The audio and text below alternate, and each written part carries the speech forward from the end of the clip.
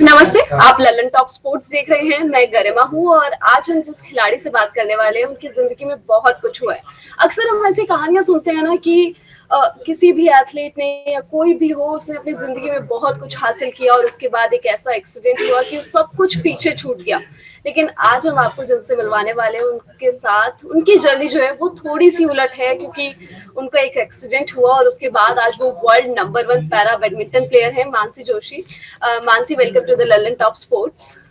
हाय गरिमा, जी, thank you. बिल्कुल।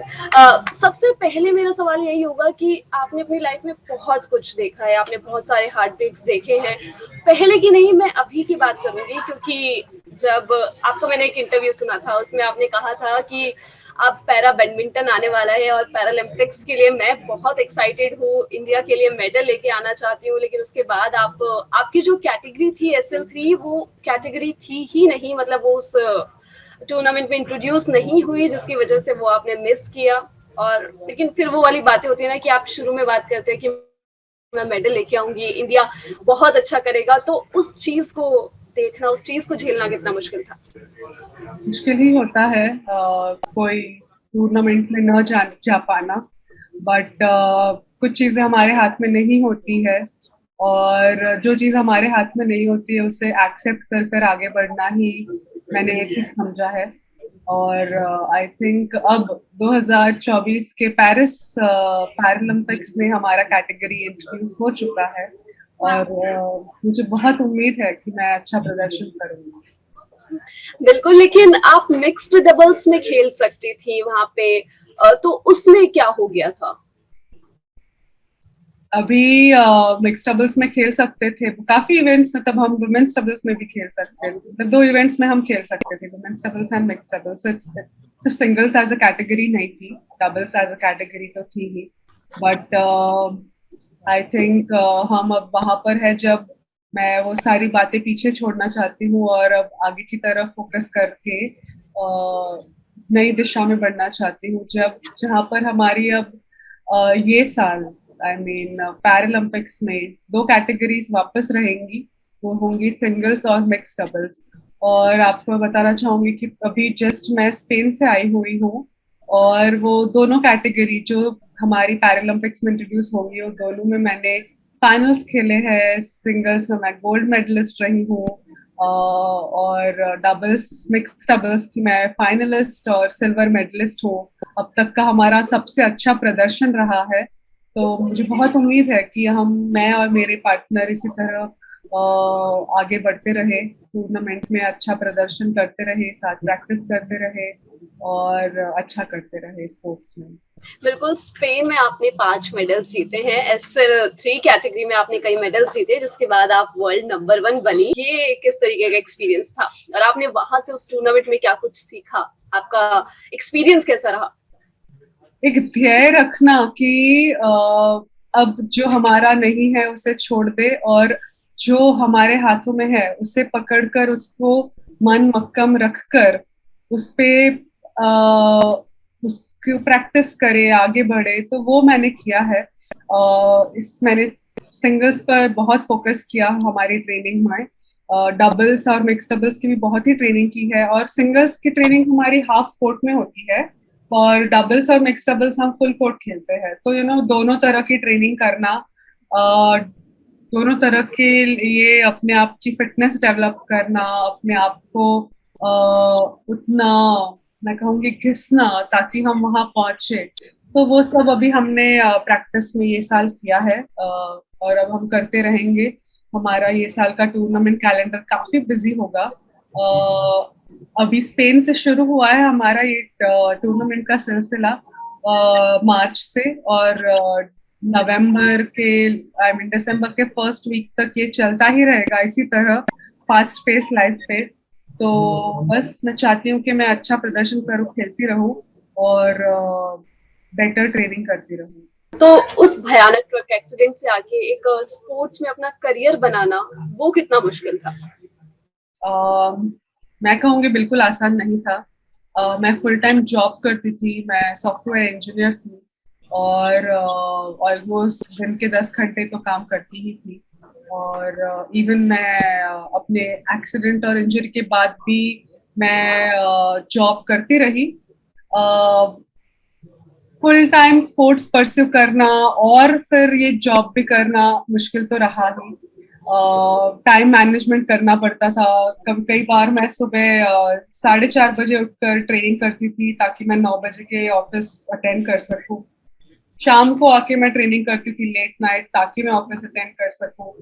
और फिर मैंने सोचा कि आई शुड बी लाइक मुझे ये स्पोर्ट्स में और आगे बढ़ना है और जॉब मैं करूंगी। मेरे ये स्किल्स है जो मैं हमेशा अपने पास रखूंगी। आज भी मैं कह सकती हूँ कि मैं कोडिंग जानती हूँ, कोडिंग करती हूँ। तो वो मेरी एक स्किल है जो मैंने इतने सालों डेवलप की है। और मैं चाहती हूँ कि मैं बैडमिंटन, क्योंकि एक स्पोर्ट्स आप एक उम्र तक कर सकते हैं, तो मैं ये चाहती हूँ कि ये उम्र में मैं स्पोर्ट्स करूँ ताकि मैं इसमें आगे बढ़ पाऊँ और बाद में मेरी बाकी की स्किल्स में यूटिलाइज करके उसमें आगे बढ़ूंगी। तो डिफिकल्टीज रही, जैसे कि अपने आप को कन्विंस करना, अपने पेरेंट्स को कन्विंस करना, एक ऐसा करियर ऑप्शन परस्यू करना जो एक हाई पेइंग जॉब नहीं है, अपनी एक अच्छी जॉब छोड़कर एक ऐसी चीज के पीछे जाना जिसमें रिवॉर्ड उतना नहीं है, ना ही उतना इनकम था। तो वो परस्यू करना थोड़ा डिफिकल्ट रहा। समाज ने भी मुझे काफी, लाइक मेरे कलीग्स और सब लोग मुझे कहते थे कि क्यों इतना अपने आप को पुश करना है, किनको किनको तुम कुछ बताना चाहते हो कि तुम कर सकते हो। और मैं कहती थी मुझे किसी को कुछ नहीं बताना, मुझे बस अपने आप को बताना है कि मैं ये कर सकती हूँ और ये मुझे करना था, इसलिए मैं कर रही हूँ।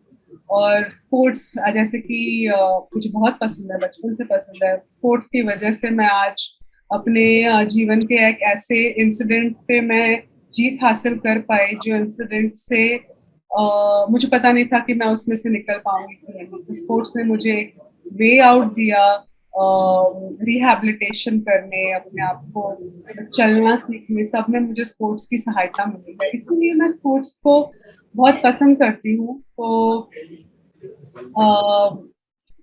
काफी मुश्किलें होती है, जैसे कि लोग कहते हैं कि अरे क्यों करना है, मतलब क्योंकि आप एक लेवल पे होते हैं तो आप लोगों को लगता है कि you don't have to go down, you just have to go up. तो वहां से आके लोगों को कन्विंस करना कि आई कैन डू दिस। फिर कई लोग मुझे कहते हैं कि क्या तुम ये कर सकती हो, क्या आप ये कर पाएंगी, आपके लिए डिफिकल्ट होगा। तो वहां पर भी लोग, मतलब मेन है कि माइंडसेट है, माइंडसेट चेंज करने में वक्त लगता है। और मुझे लगता है कि बहुत लोगों का माइंडसेट चेंज हुआ है मुझे देखकर कि कोई लड़की अपने जो भी एबिलिटी डिसेबिलिटी से वो उधर तक पहुंच पाई है। इतने सालों तक मैं वर्ल्ड नंबर 2 थी और आज मैंने रिसेंटली वर्ल्ड रैंकिंग 1 हासिल की है। बहुत ही परिश्रम किया है ये रैंकिंग के लिए। तो आई थिंक मुझे लगता है हम कुछ भी कर सकते हैं, सिर्फ मेहनत करने की देरी है। मतलब ये चीज मैं जानना चाहती हूँ कि आपने इतनी चीजें देखी है लाइफ में, still you are so positive. आपकी अप्रोच हर चीज में काफी पॉजिटिव रही है। जी, मुझे लगता है कि हम सब में पॉजिटिविटी कूट कूट के भरी है हमारे देश में। मतलब पॉजिटिविटी हम इंस्पायर ही पॉजिटिविटी से होते हैं। मुझे लगता है कि it's a good attitude to have, क्योंकि दुखी होकर क्या करना है। बिल्कुल। आपने अपने करियर के बारे में मुझे थोड़ा सा बताया, फाइनेंशियल एक एस्पेक्ट आपने रखा, तो ये जो पूरी जर्नी थी इसमें आपको सीनियर लेवल से, एडमिनिस्ट्रेशन से और फाइनेंशियली किस तरीके से सपोर्ट मिला? स्टेट गवर्नमेंट या फिर स्पॉन्सर्स की बात कर लीजिए, ओवरऑल किस तरीके से स्पॉन्सर्स भी, क्योंकि बहुत ज्यादा जरूरी होते हैं एक एथलीट के करियर में। हमने देखा है कि अगर स्पॉन्सर्स नहीं मिलते तो वो जो एक बाहर जाने के सपने होते हैं ना, वो कहीं ना कहीं पीछे रह जाते हैं। जी, तो मैं आपको बता दूं, जैसे कि मैं एज अ डिसेबल्ड पर्सन, हमारी जो जरूरियात है वो बाकी लोगों से कई डिफरेंट है। जैसे कि मुझे प्रोस्थेटिक लेग यूज करना पड़ता है जो बहुत ही एक्सपेंसिव होता है। उसे हर थोड़े सालों में बदलना पड़ता है क्योंकि वो एक मैकेनिकल डिवाइस होता है, तो उसका वेरिएंट एयर होता है। तो हमें फंड्स की अरेंजमेंट करनी पड़ती है सारी चीजों के लिए। और क्योंकि मैं एक स्पोर्ट्स में अभी आ चुकी हूँ, तो स्पोर्ट्स का प्रोस्पेसिस अलग होता है, चलने का अलग होता है। आज मेरे पास 3 प्रोस्पेसिस है, एक चलने के लिए, एक स्पोर्ट्स के लिए और एक बैडमिंटन, मतलब एक दौड़ने के लिए, सिर्फ अपनी फिटनेस के लिए। इन सबके लिए फाइनेंसिस की जरूरत होती है। दूसरा है आपके ट्रेनिंग्स एंड टूर्नामेंट्स। आपको सारी टूर्नामेंट्स ट्रैवल करने के लिए गवर्नमेंट का तो सपोर्ट होता ही है, बट स्टिल बहुत टूर्नामेंट्स होती है जिसमें गवर्नमेंट की फंडिंग नहीं मिल पाती, तो उसके लिए आपको चाहिए फाइनेंशियल असिस्टेंस, उसके लिए आपको स्पॉन्सर की जरूरत पड़ती है। फिर आपको ऐसे कई चीजें हैं जिसके लिए हमें फाइनेंशियल इंडिपेंडेंस तो चाहिए ही चाहिए।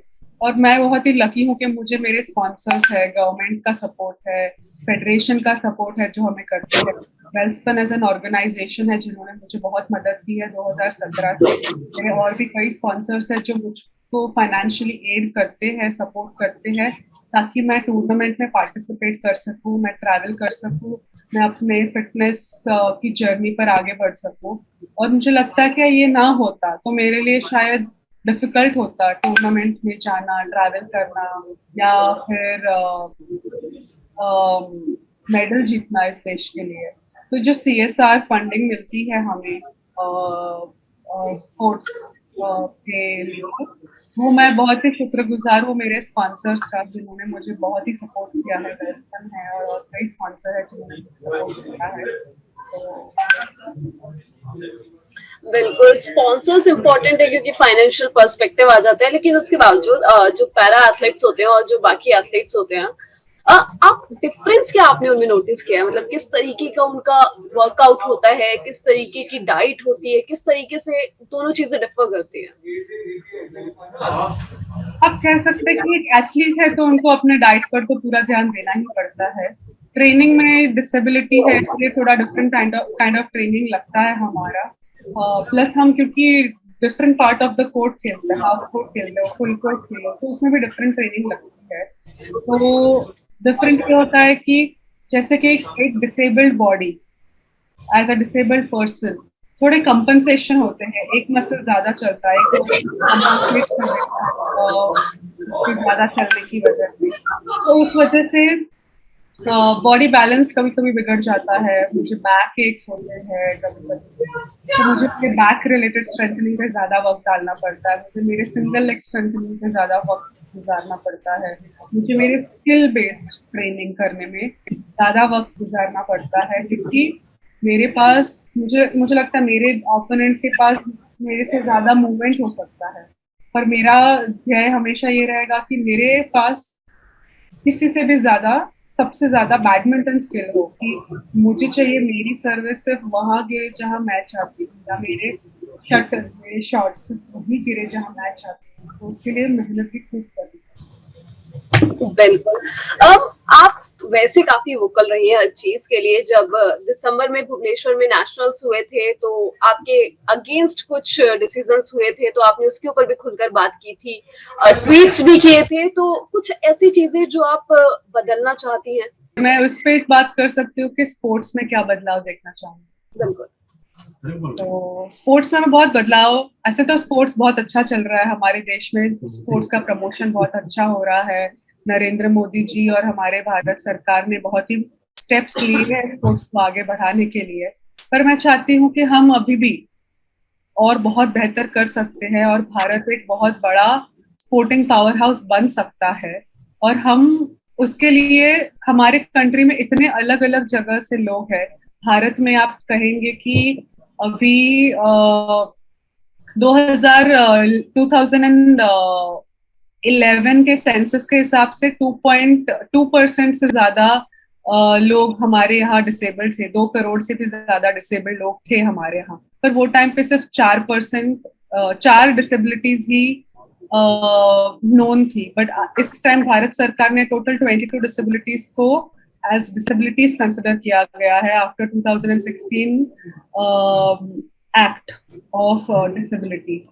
तो 2021 और बाबी जो 2022 में जो हमारा सेंसस होगा, तो number of people with disabilities बहुत ही बड़े ज्यादा संख्या में हमें मिलेंगे। अगर हमारे देश में समझो 7 से 8 करोड़ लोग डिसेबल हैं, तो हम एक बहुत बड़ा पावर हाउस बन सकते हैं पैरा स्पोर्ट्स में। मैं चाहती हूँ कि हमारे देश में वो सुविधाएं उपलब्ध हो हर एक वो भारतीय नागरिक के लिए जो डिसेबल्ड है और जो स्पोर्ट्स परस्यू करना चाहता है, चाहे वो कोई भी गांव में मौजूद हो या कोई भी शहर में। मैं चाहती हूँ कि हर इंसान को स्पोर्ट्स का लाभ मिले, उसके लिए हमें कई स्टेप्स लेने, ग्रास रूट डेवलपमेंट की बहुत जरूरत है हमारे यहाँ पर। और ग्रास रूट डेवलपमेंट बाकी स्पोर्ट्स में ना चाइल्डहुड से होता है, पर डिसेबिलिटी ऐसा नहीं है। डिसेबिलिटी में किसी को भी कोई भी एज में डिसेबिलिटी हो सकती है। किसी को कैंसर थ्रू होती है, किसी को एक्सीडेंट थ्रू होती है, किसी को बाय बर्थ होती है। तो कोई एज नहीं होता डिसेबिलिटी का, और इसीलिए ग्रास रूट डेवलपमेंट जो हम कहते हैं वो काफी डिफरेंट है फ्रॉम एनी अदर स्पोर्ट। तो हम वो आइडेंटिफाई करें कैसे करने हैं हमें वह ग्रास रूट डेवलपमेंट। कई लोगों को हमारे देश में जैसे वितरण होता है इक्विपमेंट्स का, डिसेबिलिटी एड्स और इक्विपमेंट्स का। मैं चाहती हूँ कि हमारे देश में स्पोर्टिंग इक्विपमेंट का भी वितरण हो सभी लोगों के लिए जो स्पोर्ट्स परस्यू करना चाहते हैं, ऐसे यंगस्टर्स, ऐसे लोग जो पावर ऑफ फिटनेस की तरफ जाना चाहते हैं। और जो हमारा देश एक, हमारे कंट्री में अभी तक ये साल अभी पैरालंपिक्स, विंटर पैरालंपिक्स चल रहा है 2022 में भी फिलहाल बीजिंग में विंटर पैरालंपिक्स चल रहा है, बट हमारी कंट्री से पैरालंपिक्स में एक भी पार्टिसिपेशन नहीं रहा। तो हम कर सकते हैं, हमारे देश में हम विंटर स्पोर्ट्स भी कर सकते हैं अगर एक पार्टिसिपेंट एबल बॉडी में रहा। मैं चाहती हूँ कि उससे कई ज्यादा नंबर में पैरा स्पोर्ट्स में भी जाए, ताकि हमारा देश not only in summer games but even in winter games आगे बढ़े। और हम अभी मुझे किसी ने इंटरव्यू लिया था जिन्होंने पूछा था कि आपके अहमदाबाद में ओलंपिक्स हो सकते हैं, उसके लिए बिड किया गया है। मैं चाहती हूँ कि हमारे कंट्री में भी ओलंपिक्स आए, हम भी बिड करें और हमारे भी नौजवान, हमारे युवा को मौका मिले अपने देश के लिए स्पोर्ट्स परस्यू करने का, खेलने का, without any bias, be them as able body or as disabled or as and आज तो स्पोर्ट्स अब हर एज ग्रुप, हर एबिलिटी और हर सेक्सुअलिटी के लोग खेल रहे हैं। मैं चाहती हूँ कि हमारा देश इसमें आगे बढ़े। बिल्कुल। ये तो हमने काफी सारी बातें करी, लेकिन मैं कुछ आपके बारे में जानना चाहती हूँ, क्योंकि 2022 शुरुआत बहुत अच्छी हुई है। 2021 आप थोड़ा सा सेटबैक था क्योंकि आप नहीं जा पाई पैरालंपिक्स में, मेडल नहीं लेके आ पाई, लेकिन 2020 भी आपके लिए बहुत खास था। बीबीसी 100 वुमेन्स में आपका नाम था, टाइम्स मैगजीन पे आने वाली आप पहली पैरा एथलीट बनी थी। तो ये सब कुछ सोचा था कि जब मैं पैरालंपिक्स में आऊंगी, जब मैं पैरा एथलीट बनूंगी या फिर बैडमिंटन खेलूंगी, तो ये सारी चीजें भी होंगी? ऐसा तो मुझे पता ही नहीं था कि ऐसे भी अपॉर्चुनिटीज होंगी, ऐसे भी मौके मिलेंगे, इसका तो मुझे कोई अंदाजा नहीं था। और आई थिंक समाज बहुत ही काइंड है, लोग बहुत ही काइंड है, ये सारे रिकग्निशंस मुझे बेस्टो कर रहे हैं और मैं बहुत ही खुश हूँ कि लोग मेरे हार्डवर्क और मेरे एडवोकेसी को अप्रिशिएट कर रहे हैं। बिल्कुल। और 2020 में आपको एक कस्टमाइज्ड बारबी डॉल भी मिली थी, तो इसमें मैं सिर्फ ये जानना चाहती हूँ कि आपकी किट बैग में रहती है या फिर आपने कहीं संभाल के रखी है? नहीं, किट बैग में तो नहीं रखती मैं मेरे घर में है वो। मेरे घर में कोई भी अगर कोई बच्चा आता है, मेरी मम्मी को बच्चों को जरूर दिखाती है बोलने के लिए कि देखो मानसी के ऊपर एक बारबी डॉल बनी है, तुम भी मेहनत करो, तुम भी बहुत आगे बढ़ोगे। बिल्कुल। आप अपने एक बार फ्यूचर स्केड्यूल्स के बारे में भी थोड़ा सा बता दीजिए ताकि हम आपको इजीली वहां पे देख पाए।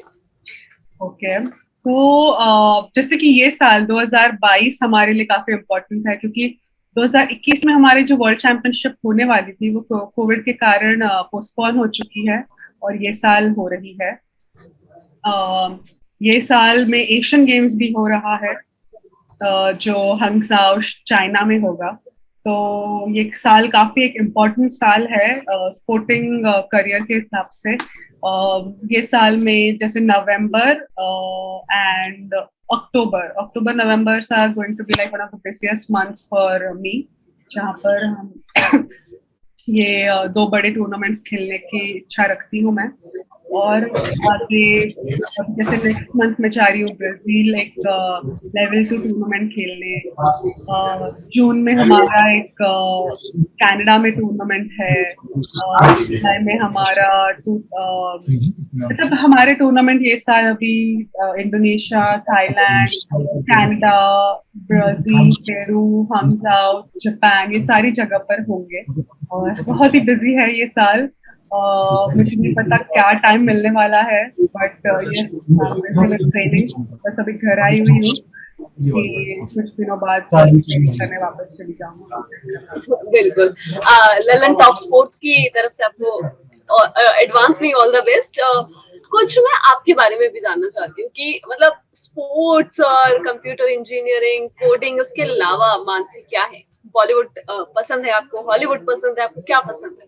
जी, मुझे बॉलीवुड पसंद है, हॉलीवुड पसंद है, मुझे सिनेमा पसंद है, मुझे I like to read, I like to keep my self entertain, I like मुझे मुझे अभी एम्ब्रॉयडरी करना पसंद है। मैं मम्मी से गुजराती सिलाई सीख रही हूँ, गुजराती टाइप के टाँके सीख रही हूँ मैं। और पहले ना, अभी जस्ट मम्मी बता रही है इस तरह से, ये हमारी कच्ची एम्ब्रॉयडरी वर्क है, ये हमारी रबारी एम्ब्रॉयडरी वर्क है, तो मम्मी हमें मुझे ये सब चीजें भी सिखा रही है। मुझे खाना बनाने का शौक है, मुझे गार्डनिंग करने का शौक है, और ऑफ कोर्स मैं वेबसाइट और ये सब का डेवलपमेंट और वो सब एक प्रोफेशनल पार्ट था, बट अब तो मैं कहूंगी कि वो शौक ही है। बिल्कुल। एक रैपिड फायर खेलती हूँ मैं आपके साथ। एक एक वर्ड्स के सवाल होंगे, छोटे छोटे जवाब देने हैं। Favourite actor? Tom Hanks. Favourite actress? Priyanka Chopra. कौन सा गाना आप लूप पे सुनते हो? लूप पे आपने वो एक गाना सुना है, Dhol Yaara Dhol of movie DevD? It's like a very nice funky sound to it. तो हाँ, वो मैं गाना मैं सुनूंगी कभी सुन पक्का। लेती हूँ। ठीक है। लास्ट वेब सीरीज जो आपने देखी? रिसेंटली मैंने डीमन स्लेयर फिनिश किया है। ये एक एनिमे है, जापानीज एनिमे, बहुत ही सुंदर एनिमेशन किया गया है। तो जस्ट मतलब वो मैं एवरी संडे उसका एक न्यू एपिसोड आता था नेटफ्लिक्स पर, और मैं विदाउट फेल एवरी मंडे मेरे छोटे भाई के साथ देखती थी। आखिरी मूवी? लास्ट मूवी मुझे याद नहीं है। मूवी मैंने इतना नहीं देखा, शायद नेटफ्लिक्स पर कोई देखा हो तो। चलिए कोई नहीं। आपका फेवरेट ओपोनेंट कौन है? Favourite opponent I think India की है पारुल दीदी, बहुत बढ़िया खेलती है। मेरे हमारी वर्ल्ड नंबर 1 थी अब तक, और भारत की अर्जुना अवार्डी है, बहुत ही सीनियर प्लेयर है हमारी, तो उनके साथ खेलना मुझे हमेशा बहुत पसंद आता है। बिल्कुल। और हराना किसको चाहती हैं आप? और उनको पैरा एथलीट नहीं होना है, आप किसी का भी नाम ले सकती हैं। अच्छा, ऐसा है तो मैं एक अगर मैच खेलना, हराना तो नहीं पता, बट अगर मुझे एक मैच खेलने का मौका मिले तो मैं सेरेना विलियम्स के साथ एक टेनिस का मैच खेलना चाहूंगी। बिल्कुल। और बैडमिंटन में? बैडमिंटन में मैं साइना नेहवाल के साथ खेलना चाहूंगी। बिल्कुल। और एक ऐसी मेमोरी जिसको आप कभी नहीं भूल सकते? ऐसी एक क्या मेमोरी?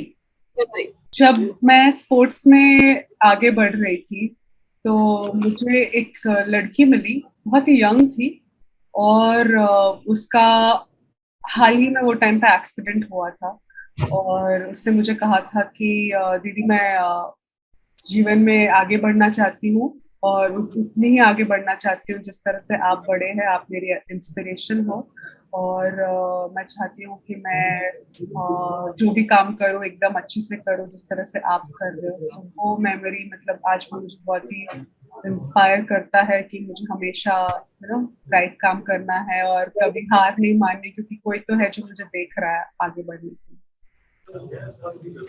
बिल्कुल। This is very very sweet actually. Food you crave for? क्या खाना आपको पसंद है, किसके लिए पोहा। क्रेविंग होती है? पोहा, अभी मैं जस्ट स्पेन से आई हूँ और मेरा गला खराब हो चुका है, मैं मम्मी को कब से बोल रही हूँ मुझे पोहा खाना, तो बस I am craving for poha.